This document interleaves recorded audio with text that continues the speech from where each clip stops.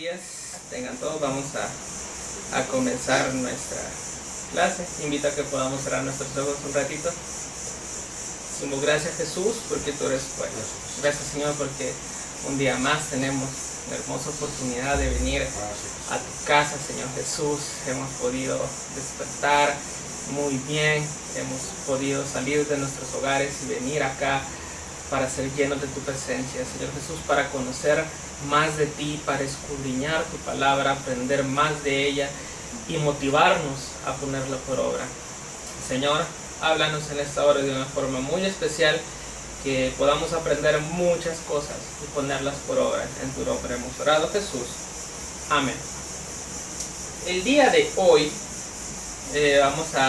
seguimos con los profetas menores y vamos a ver, vamos a conocer un poquito sobre Sofonías, lo que hizo el profeta Sofonías. Así que invito a usted en su Biblia, ahorita puede buscar ahí Sofonías, y vamos a comenzar a tratar algunas cosas sobre él. Vamos a ubicarnos en primer lugar en su autor, que no sabremos quién será, el lugar y la fecha de escritura de este libro. Comenzamos, bueno, el autor, ahora lo descubrimos, es Sofonías. Es muy interesante lo que leemos en el versículo 1, fíjense, porque es inusual, y lo hemos visto en los otros profetas, que alguien dé a conocer su genealogía. Lo más ponen de dónde era, pero vamos a ver que Sofonías lo hace hasta 4 generaciones hacia atrás. Si leemos Sofonías 1:1, dice: palabra de Jehová que vino a Sofonías, hijo de Cusi, hijo de Gedalías, hijo de Amarías, hijo de Ezequías, en días de Josías, hijo de Amón, rey de Judá. Incluso nos pone en qué momento fue escrito este libro, a comparación de otros que nos ha tocado un poquito ir indagando cuándo fue o cómo fuera. Pero algo curioso, él señala su genealogía y por qué lo hizo.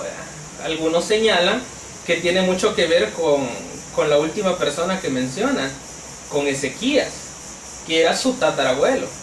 Y en realidad ese Ezequías fue el rey de Judá. Entonces, al hablar sobre Sofonías, era una persona que estaba bien posicionada políticamente y se encontraba entre los distinguidos grupos de ese momento, o en los círculos de las cortes, porque tenía linaje real. Entonces, conociendo un poquito de Sofonías. Y algo interesante, se ubica en el reinado de Josías. Si usted está notando ahí, es en el intervalo de años 640 y 609 antes de Cristo. Y vamos a ir viendo ahí unas cuantas cositas sobre esto. Más adelante en Sofonías se menciona mucho sobre Baal. Entonces, esa referencia que se hace a Baal, precisamente en el versículo 4, hace creer que se encontraba así en el reinado de Josías, pero ya en una etapa que en el segundo libro de Reyes se le conoce como la reforma de Josías. Y vamos a conocer de esto un poquito más adelante, pero para ubicarlo tendría que ser en la reforma de Josías. En resumen, ahorita Josías vio que el pueblo era muy idólatra, precisamente con Baal, y mandó a quitar muchas de sus imágenes. Entonces esa fue una de las reformas de Josías, y ya estaba en este momento, por la forma en que está escrito Sofonías, da a entender que la mayoría de altares ya se habían quitado. Quiere decir que ya se había puesto en marcha esta reforma. El auditorio, ¿a quién iba dirigido? Al pueblo de Judá. ¿Cuál era el motivo de este? Y así como hemos leído en los libros anteriores, advertirles del inminente juicio de Dios. No había más. Vamos a leer más adelante sobre esto, pero Vamos a ver la forma en que Sofonías describe lo que va a pasar. Y no solo eso, les advertía del juicio de Dios, pero al mismo tiempo trataba de motivar, aún con esas palabras crueles y de juicio, que las personas de Judá se arrepintieran, que algo se moviera en su corazón y que hubiese restauración en el pueblo para recuperar esa relación que habían perdido con Dios. Entonces iba dirigido a Judá. Hechos culturales relevantes sobre Sofonías, como lo tratábamos hace unos libritos atrás. El enfoque del mensaje de Sofonías está en el día del Señor. Recordamos que se trataba de eso, decíamos el día del Señor vendrá, el día de Jehová, el día grande de Jehová. Es un día de juicio. A eso se refería. Cuando hablábamos del día del Señor nos referíamos a juicio. Y este día del Señor lo podemos ver incluso en 3 etapas. El primero, el primer juicio para Judá. Luego, ese es en Sofonías 1. En Sofonías 2, el juicio para las demás naciones. Y en Sofonías 3, el día final de salvación. En eso se centra mucho, en el día del Señor. Posiblemente, dado que según lo hemos mencionado estaban en los días de la Reforma, identificó que esto no fue suficiente para el pueblo. Nosotros vamos a leer a lo largo de los jueces, ya en el tiempo también de los reyes. Muchas veces el pueblo de Dios fue rescatado. Y sí, transformaban su manera de vivir, su manera de pensar, pero siempre algo volvía a pasar y destruían su relación con Dios. Y es lo que lastimosamente también pasa en nosotros. Hay momentos en que nos sentimos muy bien con el Señor y sentimos que estamos tan bien, que estamos firmes con Él, pero algo pasa, tentación de cualquier tipo, pensamiento, palabras, acciones, y nos alejan. Pareciera que por mucho que se nos comparta palabra del Señor, eso no llega a penetrar verdaderamente en nuestro corazón. Pero en eso se trata. Y otro hecho, el juicio de Dios era inevitable. Y no solo eso, vamos a leer que era algo merecido. Verdaderamente el pueblo tenía que pasar por eso. Siendo así, si usted quiere ahí apuntar cómo se divide este libro o hacer una sinopsis de este libro, podemos ponerlo en primer lugar como una introducción. El anuncio del juicio total está en los versículos 1 al 3 del capítulo 1. Luego, lo que estuvimos mencionando hace poco, el día del Señor viene sobre Judá, y no solo sobre Judá, sobre todas las naciones. Número 3, el juicio de Dios sobre las naciones, sobre todo el mundo, y así lo vamos a ver en Sofonías. No es como en otros que veíamos que solamente contra Nínive o solamente contra un pueblo. Este es algo a escala mundial. Y por último, la promesa de redención. Así que de eso vamos a ir tratando de aquí en adelante. Dejo ahí, les dejo su tiempo, veo que están apuntando, no se preocupen, no lo vamos a pasar. Por lo demás, usted, quiero que ya esté ubicado ahí en Sofonías 1.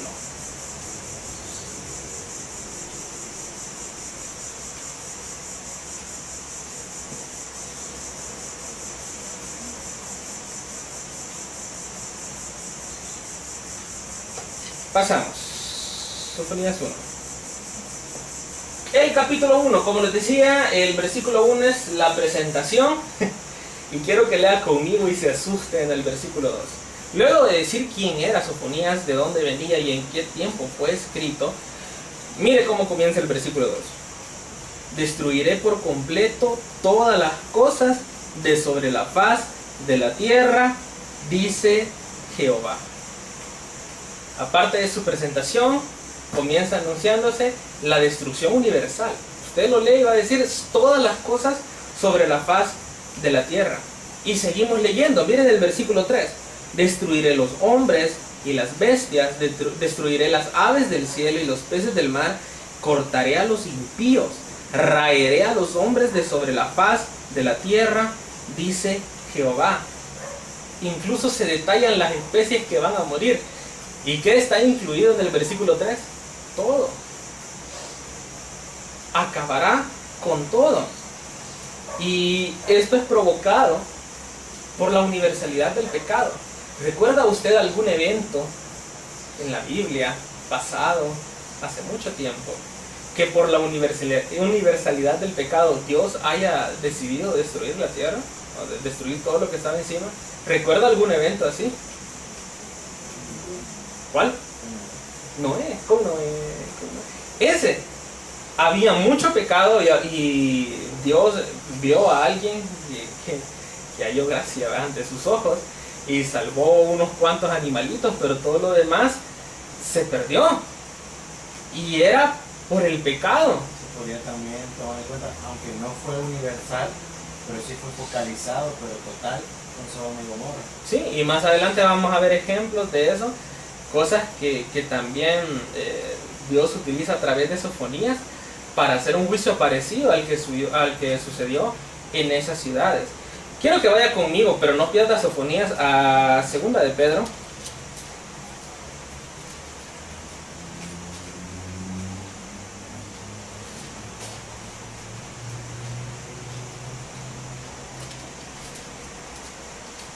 Capítulo 3, versículos del 10 al 12. Dice así. Y si estábamos hablando de Noé en pasado, a futuro también hay algo. Pero el día del Señor vendrá como ladrón en la noche, en el cual los cielos pasarán con gran estruendo, y los elementos ardiendo serán deshechos, y la tierra y las obras que en ella hay serán quemadas.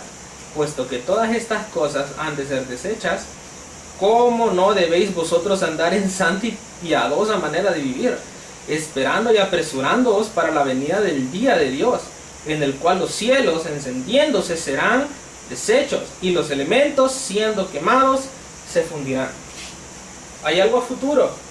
El juicio de Dios es inminente en cualquier época. Entonces uno tiene que estar preparado. Punto número 2. Vemos entonces, se centra el juicio de Dios sobre Judá y Jerusalén.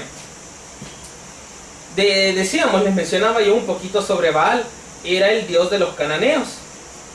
Y en Jueces 2:13, se los leo, dice: y dejaron a Jehová y adoraron a Baal y a Astarot. Incluso los israelitas adoraron a Baal. Entonces no solo era de los cananeos, también los israelitas lo hicieron. Es más, se menciona en el reinado de Manasés, cuyo reinado se caracterizó también por rendir culto a Baal.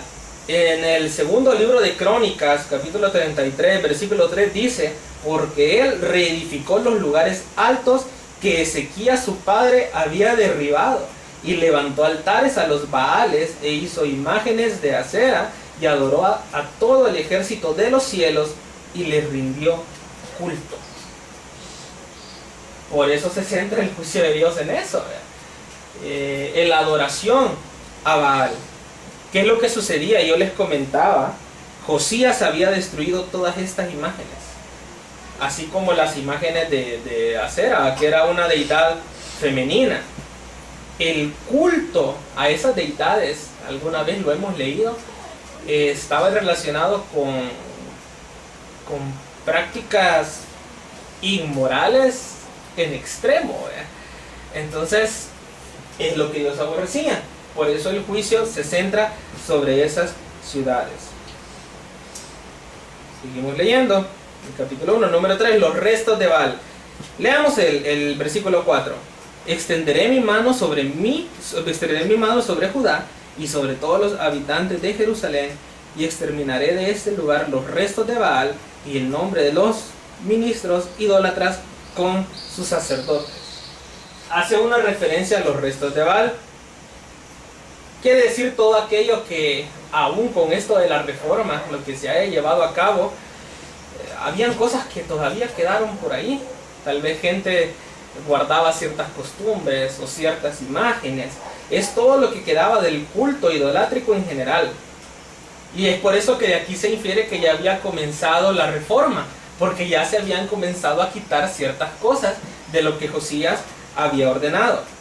¿Qué es lo que dice? Que Dios exterminará de este lugar, si usted puso atención, los nombres de los sacerdotes idólatras con los sacerdotes de Jehová que se hayan involucrado también en la idolatría.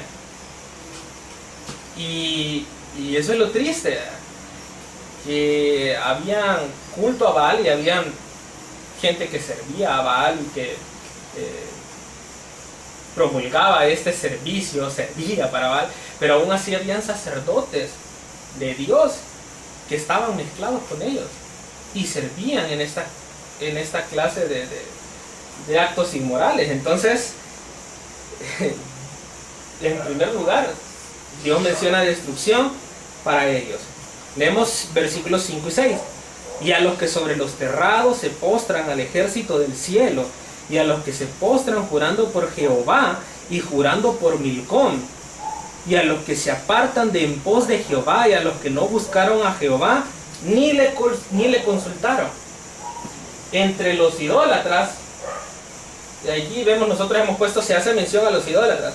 Entre los idólatras se menciona primero a los que están sobre los terrados, aquellos que tienen una panorámica mejor sobre el firmamento. Se postran, quiere decir, es un gesto de adoración al ejército del cielo. Precisamente hace referencia a algo, un culto astrológico. Y un culto astrológico en su forma predictiva. ¿Conoce usted algo que esté relacionado actualmente con eso? Hay mucha gente que basa su día en esas cosas. Si no lee su horóscopo y qué es lo que me mencionó, o lo que dice para mí este día, yo no puedo estar tranquilo.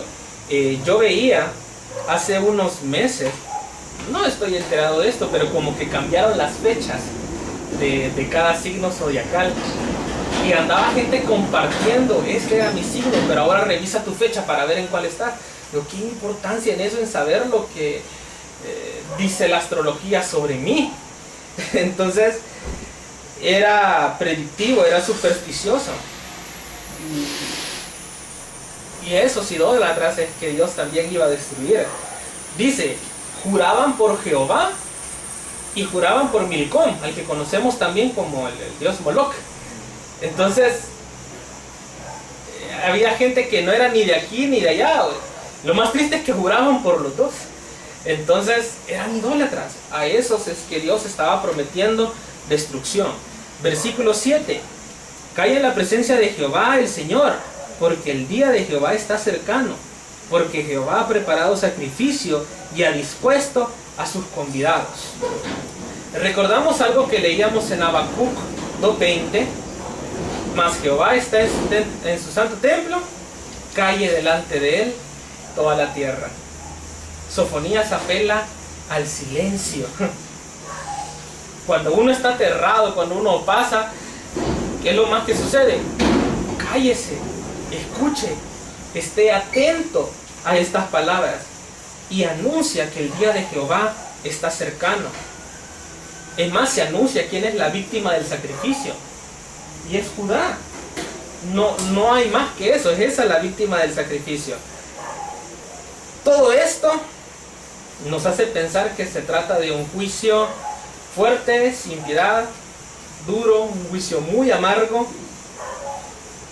Y los primeros en ser castigados serán los príncipes, los hijos del rey y los vestidos de extranjeros. Pero ¿cómo es esto bajo el príncipe y los hijos del rey? Si un hijo del rey es un príncipe, fíjense que no se refiere a eso. Los príncipes son los líderes de la ciudad, los nobles, incluso aquellos que forman parte de la familia real. Y luego están, sí, los hijos del rey, asimismo, y los vestidos de extranjero. ¿Cómo es esto? Aquellos que utilizaban la indumentaria necesaria para rendir culto a estos dioses paganos. A eso se refiere. Se anuncia juicio y destrucción para ellos. No solo eso. Vamos a leer en el versículo 9. Castigaré en aquel día a todos los que salten la puerta, a los que llenen las casas de sus señores de robo y de engaño. Se denuncian los crímenes de explotación, los de robo, los de rapiña. Está incluyendo todo. Hay castigo para los que se enriquecen injustamente. Dice el 10, habrá en aquel día clamor desde la puerta del pescado y aullido desde la segunda puerta y gran quebrantamiento desde los collados. Aullad, habitantes de Mactés, porque todo el pueblo mercader es destruido. Destruidos son todos los que traían dinero. Sobre esto es necesario mencionar ciertas cositas. Dice aquí, clamor desde la puerta del pescado. Es interesante ese nombre. Pero fíjense, habían dos puertas importantes en Judá. Y la primera era la puerta del pescado. Dice que se llamaba así por su proximidad al mercado del pescado, traído desde el lago Tiberíades y del Jordán. Era la primera puerta que daba a la ciudad. Luego está la segunda puerta, que estaba en el segundo distrito de la ciudad, sobre el collado de Acrá.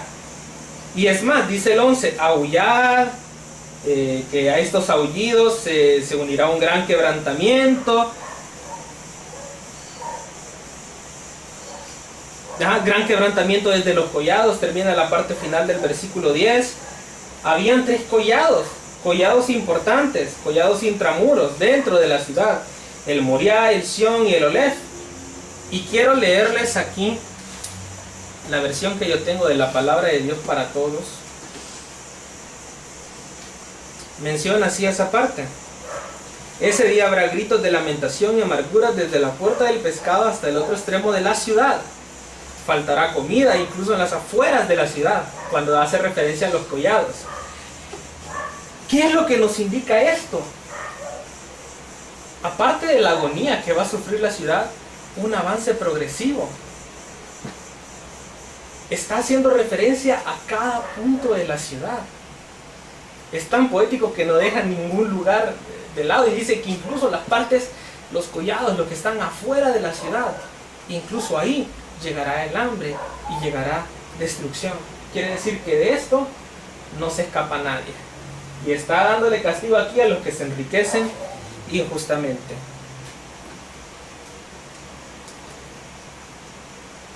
Ya me estaba perdiendo, ya me acerco por aquí.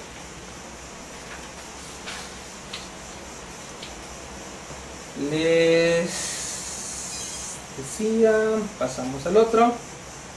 Leemos el 12 y el 13. Acontecerá en aquel tiempo que yo escudriñaré a Jerusalén con linterna y castigaré a los hombres que reposan tranquilos como el vino asentado, los cuales dicen en su corazón: Jehová ni hará bien ni hará mal.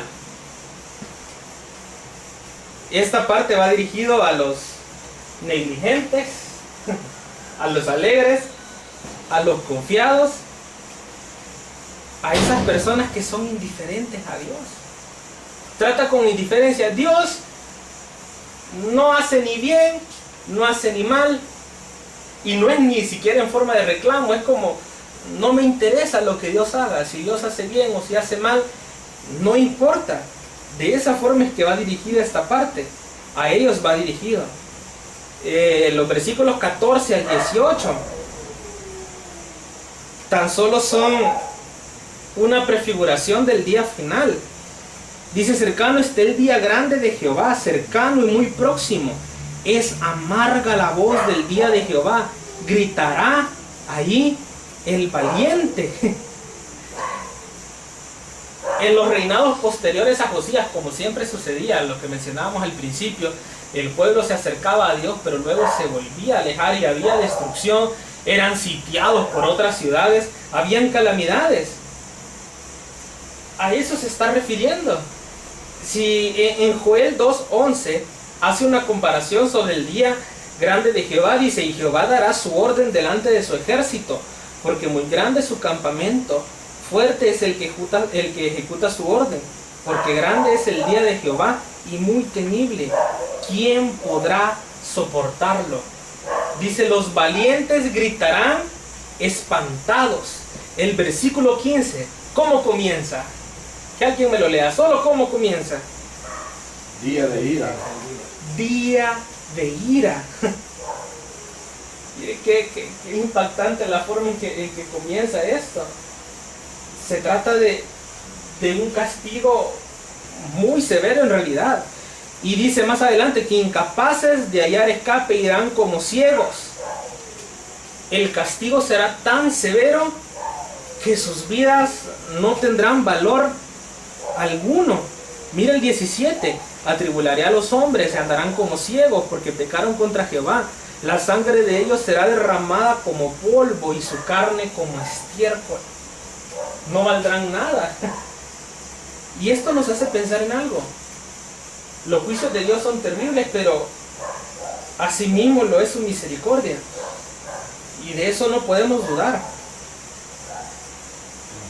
Y así como decía, lo mencionaba el apóstol Pablo muchas veces, que habían personas que no conocían a Dios, no por indiferentes, no porque se les haya predicado y ellos no querían escuchar, no se les había predicado bien, no se les había presentado el Señor. Y puede que haya sucedido en algún momento, en este momento, algo así, pero no nos vayamos a eso, vengámonos a la actualidad. Hay muchas personas que el día de hoy no buscan a Dios, no porque quieran ser indiferentes, sino porque nosotros, que hemos sido llamados a predicar, no hemos tomado como se debe esa palabra de Jehová, que dijo que fuéramos a predicar el Evangelio, a compartir a otros las buenas noticias. Quiere decir que los creyentes tenemos una responsabilidad muy grande, porque la destrucción es anunciada a aquellos que no conocieron a Dios. En nosotros queda quienes van a conocer a Dios a través de nuestras vidas, a través de lo que nosotros decimos. Entonces, sus juicios son terribles, pero su misericordia también lo es. Y incluso aquí en Sofonías lo vamos a ir viendo. Vámonos al capítulo 2, vamos a ir avanzando. Aspectos importantes: exhortación a la nación para que se arrepienta, y hay un juicio de Dios contra las naciones vecinas. Decimos, Judá es exhortada al arrepentimiento antes que venga el juicio de Dios. Dice, congregaos y meditad, oh nación sin pudor. Nación que no, y aquí lo dice, tu nación que no siente vergüenza, que se junte todo el pueblo. Luego de anunciarles su destrucción, les está haciendo un llamado. Escuchen estas palabras, arrepiéntanse. Se convoca a toda la nación a meditar y a darse cuenta del inminente juicio antes de que éste sea ejecutado. Dice, antes que tenga efecto el decreto y el día se pase como el tamo, como una hojita y se vaya, antes que venga sobre vosotros el furor de la ira de Jehová, antes que el día de la ira de Jehová venga sobre vosotros. ¿A eso se refiere? Algo interesante en el versículo 3. Buscad a Jehová todos los humildes de la tierra, los que pusisteis por obra su juicio. Buscad justicia, buscad mansedumbre, quizás seréis guardados en el día del enojo de Jehová. Palabras importantes: buscad a Jehová, buscad justicia. Son expresiones que implican tratar de conocer el carácter de Dios. Para conocer a Jehová y para conocer su justicia se debe tener una relación con Él.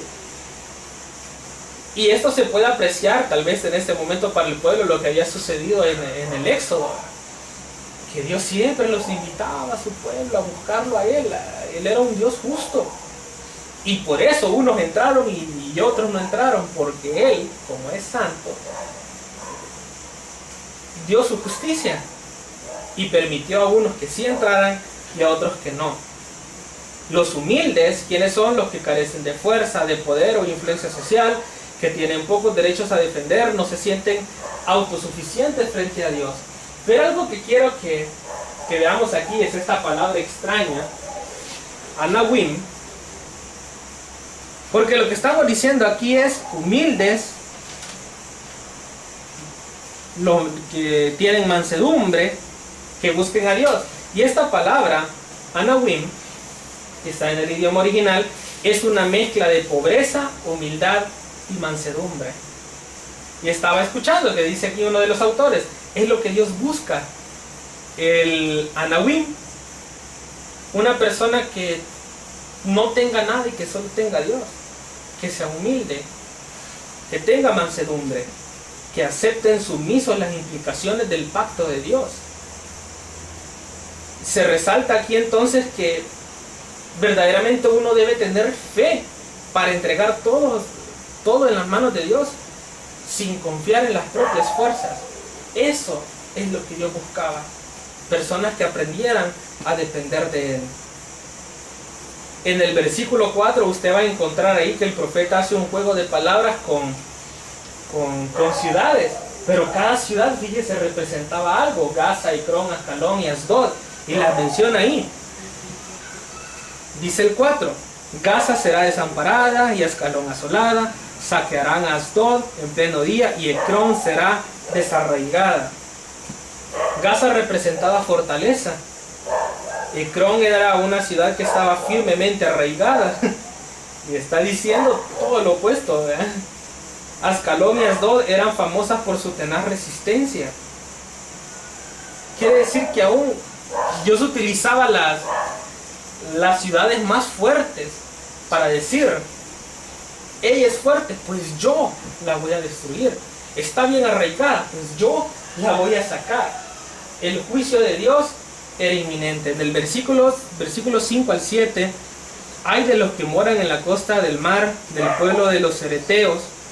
La palabra de Jehová es contra vosotros, oh Canaán, tierra de los filisteos.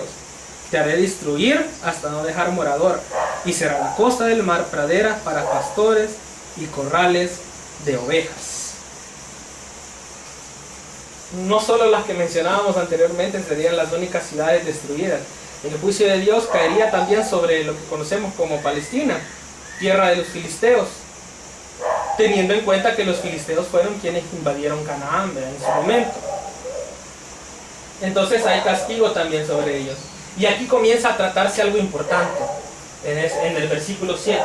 Esta palabra, el remanente, que se trata mucho mejor en el capítulo 3. Dice, será aquel lugar para el remanente de la casa de Judá. Ya lo vamos a ir conociendo. Versículo 8. Yo he oído las afrentas de Moab y los denuestos de los hijos de Amón, con que deshonraron a mi pueblo y se engrandecieron sobre su territorio. Esta es palabra de Dios contra Moab y Amón. Es probable que incluso dicen que este versículo solo sea que este versículo, se refiera a toda la historia de hostilidades entre estos pueblos, ¿verdad?, entre pueblos vecinos, más que a un hecho histórico en específico. Ahora, si leemos nosotros el versículo 9, vamos a ver que el castigo para ellos será peor incluso que el de Palestina. Dice, por tanto, vivo yo, dice Jehová de los ejércitos, Dios de Israel, que Moab, y como mencionaba Irving antes, será como Sodoma y los hijos de Amón como Gomorra, campo de ortigas y mina de sal y asolamiento perpetuo. El remanente de mi pueblo los saqueará y el remanente de mi pueblo los heredará. Hay peor destrucción para ellos. El versículo 10 repite los mismos motivos de castigo del versículo 8. Pero sí, leemos, hay castigo para aquellos que se han metido con el pueblo de Dios. Versículo 11. Terrible será Jehová contra ellos, porque destruirá todos los dioses de la tierra, y desde sus lugares se inclinarán a él todas las tierras de las naciones. Dice aquí, yo escuchaba que esta palabra destruirá proviene del verbo raza, que significa hacer enflaquecer. Quiere decir, dice, Dios destruirá, hará enflaquecer a todos los dioses de la tierra. Quiere decir que la gente ya no tendrá siquiera para llevarles a los dioses, porque eso es lo que hacía la gente. Llevaban ofrendas, ya sea en alimentos, en sus cosechas. Llevaban ofrendas a los dioses. Y miren de qué forma lo está diciendo. Está refiriéndose a que la gente ya no va a tener para llevar ofrenda a sus dioses. Entonces esos dioses morirán de hambre. Y eso es lo que va a pasar. Y luego termina, mire, usted ve ahí el 11. Destruirá todos los dioses de la tierra y desde sus lugares se inclinarán a él todas las tierras de las naciones. Comenzamos a ver ya algo distinto. Luego de la destrucción, luego del juicio de Dios, las naciones comienzan a postrarse ante el Dios verdadero. Se trata de una adoración universal a Jehová, el Dios de Israel. Y esto, claro, apunta hacia el futuro. Y la conversión de estas naciones representa una fase previa al día aquel, como decía aquí, a todos los pueblos se mueven de su territorio para adorar al verdadero Dios en Jerusalén. Quiero que busquen conmigo Isaías 2.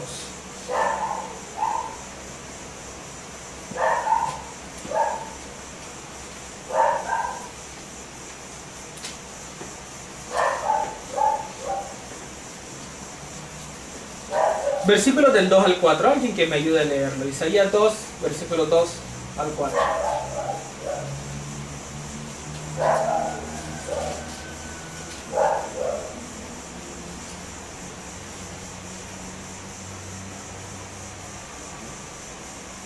No se peleen.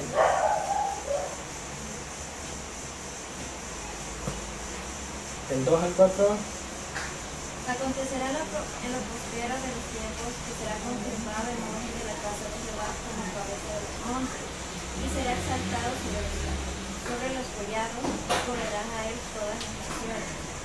Y vendrán muchos pueblos y dirán: venid y subamos al monte de Jehová, a la casa del Dios de Jacob, y nos enseñará sus caminos, y caminaremos por sus sendas, porque de Sión saldrá la ley, y de Jerusalén la palabra de Jehová. Y juzgará entre las naciones y reprenderá a muchos pueblos. Y volverán sus espadas en rejas de arado y sus lanzas en hoz. No alzará espada nación contra nación, ni se diestrarán más. Y es una profecía del reinado universal de Jehová. Y a eso se refiere también. Vemos entonces cómo todas las cositas van conectadas. En el versículo 12, regresando a Sofonías 2:12, también vosotros los de Etiopía seréis muertos con mi espada.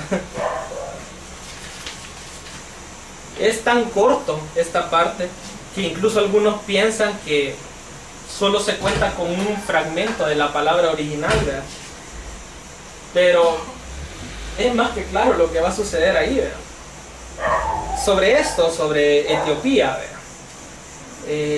Puede referirse a Egipto en realidad, dado que en la dinastía, en la 25ª dinastía de Egipto, pues esta fue etíope, allá por los años 712 al 663 a.C. Así que puede referirse también a Egipto, pero está declarada palabra de Dios contra ellos. Los versículos del 13 al 15 contienen una palabra de Dios contra Asiria. Usted lo puede leer y va a ver eso, hay palabra de Dios contra ellos. Y el final del versículo 14 se refiere al total desmantelamiento de las vigas y bases de los templos y palacios. Si quieren, leámoslo. Rebaños de ganado harán en ella majada, todas las bestias del campo, el pelícano también y el erizo dormirán en sus dinteles. Su voz cantará en las ventanas, habrá desolación en las puertas, porque su enmaderamiento de cedro será descubierto. Aquello que utilizaron con lujos para hacer las bases de sus templos, todo eso será destruido. Siendo así, pasamos entonces al capítulo 3, al último. ¿Cómo se divide? Juicio contra Jerusalén, otro juicio contra las naciones, pero futuras bendiciones también para los judíos. Del 1 al 7 nosotros encontramos palabra de Dios para Jerusalén. Dice así: ay de la ciudad rebelde y contaminada y opresora, no escuchó la voz, ni recibió la corrección, no confió en Jehová, no se acercó a su Dios. Sus príncipes en medio de ella son leones rugientes. Sus jueces lobos nocturnos que no dejan hueso para la mañana. Sus profetas son livianos, hombres prevaricadores. Sus sacerdotes contaminaron el santuario, falsearon la ley. Jehová en medio de ellas es justo, no hará iniquidad. De mañana sacará a luz su juicio, nunca faltará. Pero el perverso no conoce la vergüenza. Hice destruir naciones, sus habitaciones están asoladas. Hice desiertas sus calles hasta no quedar quien pase. Sus ciudades serán asoladas hasta no quedar hombre, hasta no quedar habitante. Dije, ciertamente me temerá, recibirá corrección y no será destruida su morada según todo aquello por lo cual la castigué. Mas ellos se apresuraron a corromper todos sus hechos. Como hemos visto anteriormente, incluso se compara con Nínive cuando le dice nación rebelde, contaminada, opresora, que no aceptó la corrección, no aceptó la disciplina de Jehová, no puso su fe en Dios, no trabajaron en la comunión con Dios, y esta fue decayendo, fue menguando. Los príncipes y jueces, aquí hace mención, decíamos los príncipes, los líderes, jueces, los magistrados, los que se encargaban de impartir la justicia, devoran a sus víctimas. Por su parte, decíamos, los profetas, se los trataba de hombres débiles, dicen cosas extravagantes para ganar aplauso. A eso se refiere. Los sacerdotes cometen sacrilegio, introducen en el santuario culto a los ídolos, violan la ley, violan el Torá, violan la palabra de Dios. Aquello que era apartado para Dios, a ellos no les interesó eso. Introdujeron otra clase de objetos dedicados a otras cosas y combinaron a veces la adoración. Versículo 8. Por tanto dice, esperadme, dice Jehová, hasta el día que me levante para juzgaros. Mi determinación es reunir las naciones, juntar los reinos para derramar sobre ellos mi enojo, todo el ardor de mi ira, porque el fuego de mi celo, por el fuego de mi celo será consumida toda la tierra. Esperadme, verbo muy interesante. Puede tratarse del favor y la misericordia de Dios, el esperadme, espérenme, ¿verdad? Aunque también puede tener un sentido irónico, ¿verdad? Espérenme, dice aquí, hasta el día que me levante para juzgarlos y los voy a destruir. Entonces, ese esperadme deja mucho en qué pensar, aunque podría también entenderse como una exhortación a ese remanente que hace referencia a que se mantenga firme, a que esté atento de lo que va a suceder en el juicio, a que sepa que habrá juicio, y entonces se mantengan juntos a Dios, juntos a Él. Versículos 9 y 10. En aquel tiempo devolveré yo a los pueblos pureza de labios, para que todos invoquen el nombre de Jehová, para que les sirvan de común consentimiento. De la región más allá de los ríos de Etiopía me suplicarán, la hija de mis esparcidos traerá mi ofrenda. Hay un anuncio profético de conversión de las naciones. Esta palabra de común consentimiento, que se dice que en el idioma original dice de común consentimiento con un solo hombro. Si recordamos algunas veces en la Biblia hemos encontrado esto del yugo, ¿vea? Que tiene que ir parejito, ¿vea? No puede ir uno aquí, uno allá, para que asociado con el buey, ¿vea? Para que trabajen de la mejor manera. Así, de esa forma se asocia con nosotros, que de común consentimiento, un solo hombro, que estén las naciones de una sola forma, adorarán a Dios. En lugar de adorar dioses falsos y jurar por ellos, invocarán ahora el nombre de Jehová. Se abre una nueva era entonces, donde el corazón de las personas será renovado. Y como decíamos anteriormente, con aquella palabra extraña, será sumiso a Dios. Entregará su voluntad a Dios. Ya no importarán sus propias fuerzas, sino que se trata de un remanente que aprenderá a depender de Dios, que se expresará con pureza de labios, en contraste al culto idólatra, blasfemo, impuro, a que se hacía referencia anteriormente. En este caso se invoca al Dios vivo y verdadero. Decíamos de común consentimiento, bajo el mismo yugo, todas las naciones reconocerán el eterno poder de Dios, que Él es el único de quien pueden depender. Reconocerán quién es Dios y le adorarán. Algo interesante entonces es que Sofonías es universalista para el juicio.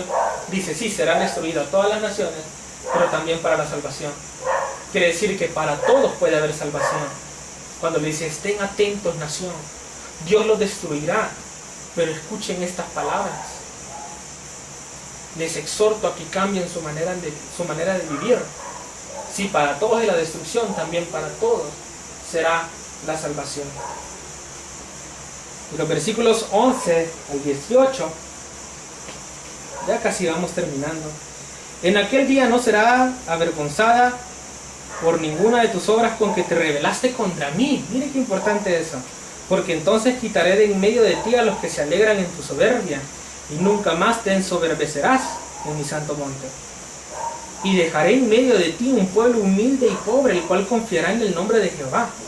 El remanente de Israel no hará injusticia, ni dirá mentira, ni en boca de ellos se hallará lengua engañosa, porque ellos serán apacentados y dormirán, y no habrá quien los atemorice. Canta, oh hija de Sión, da voces de júbilo, oh Israel, gózate y regocíjate de todo corazón, hija de Jerusalén. Mas Jehová ha apartado tus juicios, ha echado fuera tus enemigos. Jehová Rey es Rey de Israel en medio de ti, nunca más verás el mal. En aquel tiempo se dirá a Jerusalén, no temas, Sión, no se debilite en tus manos. Jehová está en medio de ti, poderoso, Él salvará, se gozará sobre ti con alegría, callará de amor, se regocijará sobre ti con cánticos. Reuniré a los fastidiados por causa de largo tiempo, tuyos fueron, para quienes el oprobio de ella era una carga. Si el hecho de depender de mí mismo, de confiar en mis propias fuerzas, es lo que origina el pecado, el reconocimiento de que ya no dependo yo de mí, sino que dependo de Dios, ese es el fundamento para una relación con Él. Repito, si yo confío en mis propias fuerzas, si no le doy gloria a Dios por lo que yo hago, sino que todo lo que sucede es por mí, eso es lo que me lleva al pecado, el confiar en mí.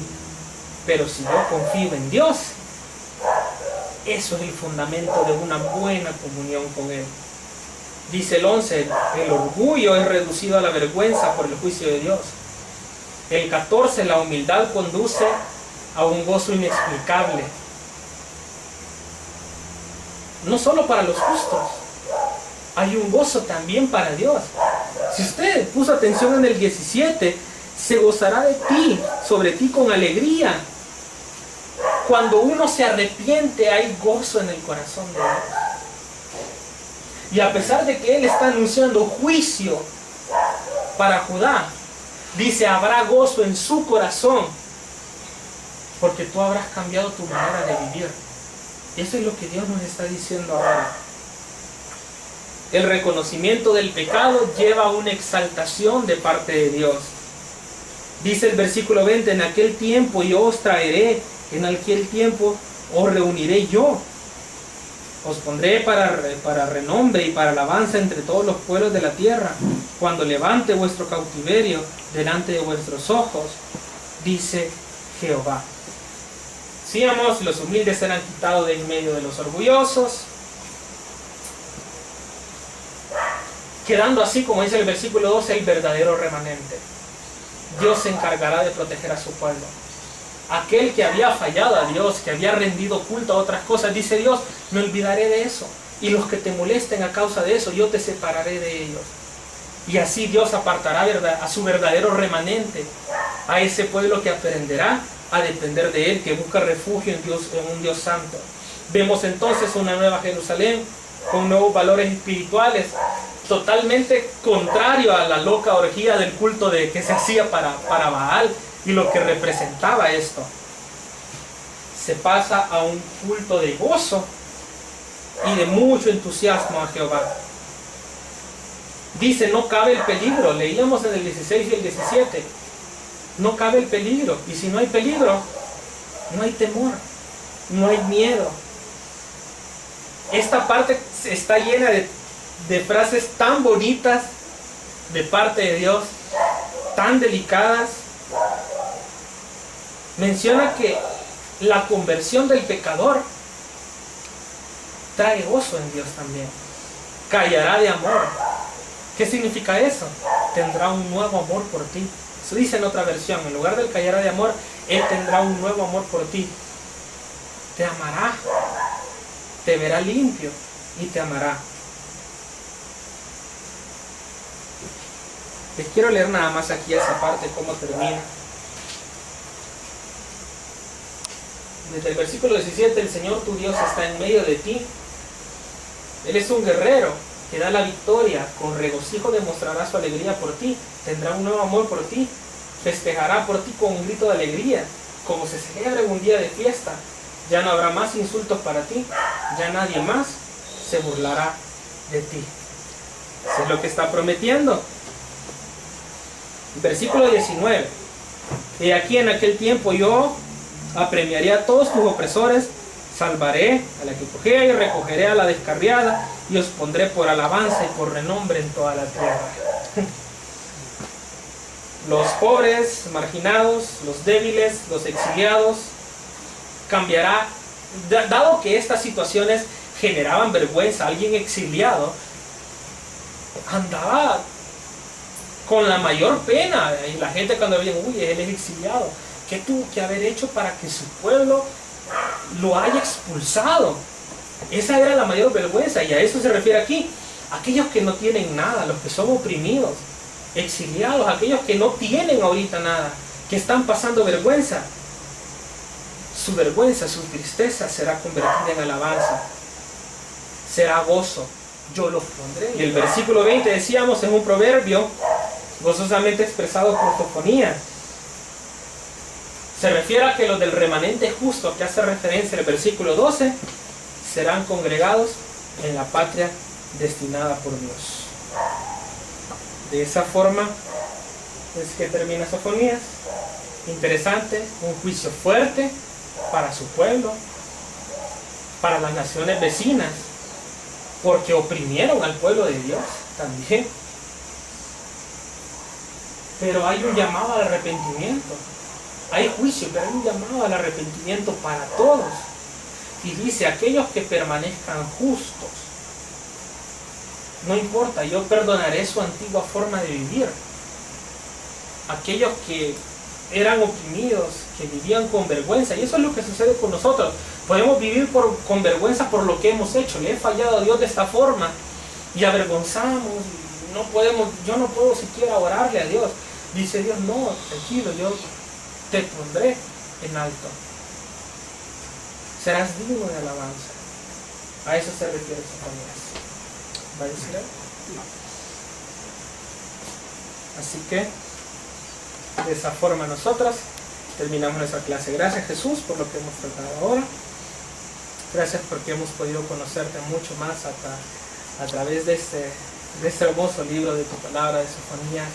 Señor, gracias por esta promesa que tú haces de ese remanente justo, y queremos estar ahí, queremos formar parte de eso. Pero Señor, queremos que también haya inquietud en nuestro corazón de buscar que otras personas formen parte de este remanente, que te busquen, que no se pierdan, que no tengan que sufrir tu justicia. Señor, gracias porque podemos seguir conociéndote y aprendiendo de ti. En tu nombre hemos orado, Jesús. Amén.